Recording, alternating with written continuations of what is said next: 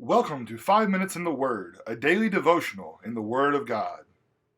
Derek, Logan and I looked at 1 Timothy chapter 4, verses 6 through 11. Verse 11 is one of those verses that has a kind of a hidden thing below it. It's not something that you've got to know, but it really lends itself a little bit to a better understanding when he says, "These things command and teach." He's actually using an expression that's military in nature, and of all the writers of the New Testament, probably Paul had more experience, involuntary experience, Right. but with the military, because the Romans had him under arrest and things like that, at least at one point in time. And so here he uses this, and it's really like a soldier passing on the orders.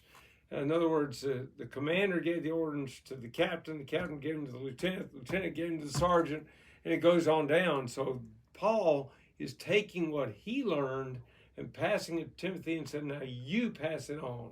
Absolutely. And when I see that phrase command and teach, you have your orders as you would, as any commander would give to their subordinates. You say, these are the marching orders.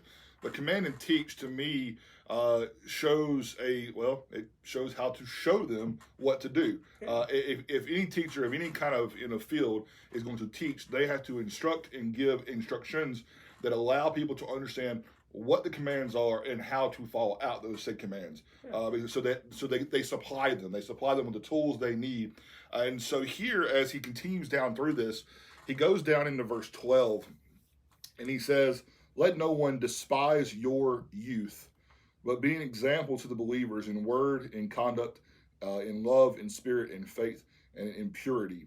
You notice here he is. He just said, "Command and teach," and then now he's coming in and he's basically telling him, do not let anyone despise your youth or look down upon your youth or use your youth as a weakness or take your youth and take advantage of it in some kind of way. That he was just as much a leader and example, and it didn't really matter how young he was. But that's what he said to him. He wanted him to pay special attention to his character, to his demeanor, and to how he lived out. And he says, but be an example to the believers in word and conduct, in love and spirit and faith and purity.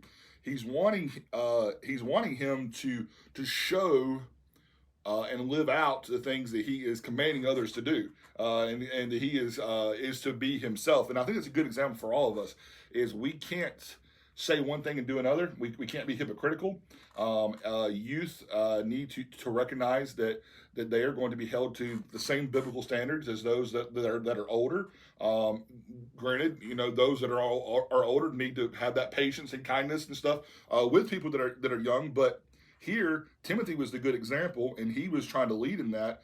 And then he says, "Till I come, give attention to reading, to exhortation, to doctrine." And when I hear that, that sounds to me like the wisdom of a much older man, which it is. But here it is.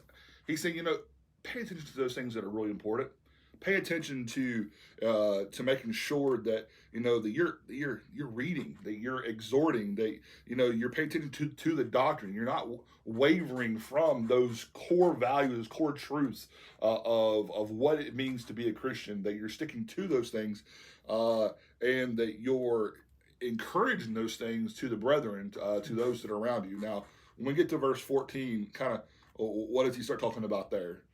He says, "Do not neglect the gift that is in you, which was given to you by prophecy with the laying on of the hands of the eldership." The word "with" there is a little bit critical, I think, because it means at the same time. Right.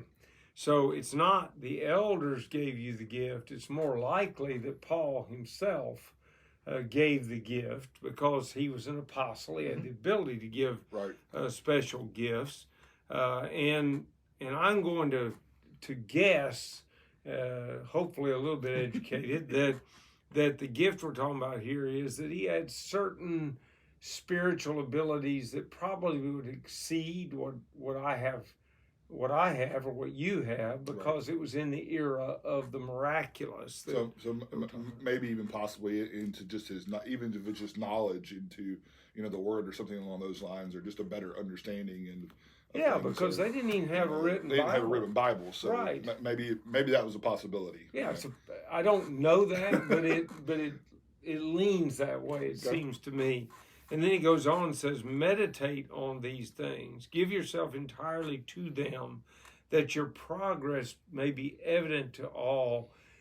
One of the worst things I think any of us can do, and I catch myself doing it from time to time, is we get an idea that's biblically accurate, and we think, that would be something good to put into work and into action in my life, and then that's it. Yeah.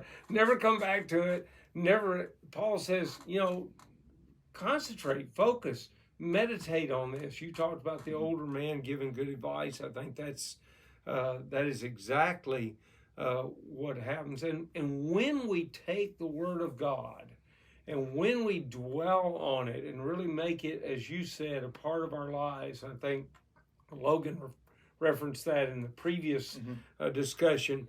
When we make it a part of our lives, everybody's going to notice it. Absolutely. That's what it says, evident to all. I mean, people are going to be able to tell, hey, this person's a good student in the Word. This person's living out the Word. Right. It's going to be seen, and that doesn't mean that we're showy or flashy or have this look at me kind of attitude. That they'll see you for your humility.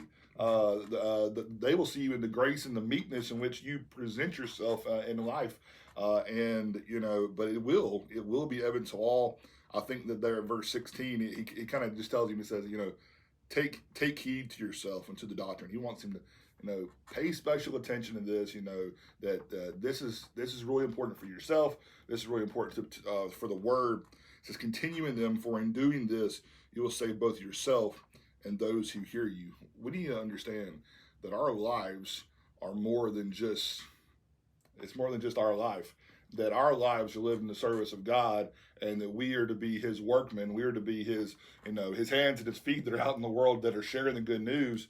And our lives are to be a living, testament, or a living, lesson that people can see Christ living in us and also come to the knowledge of the truth.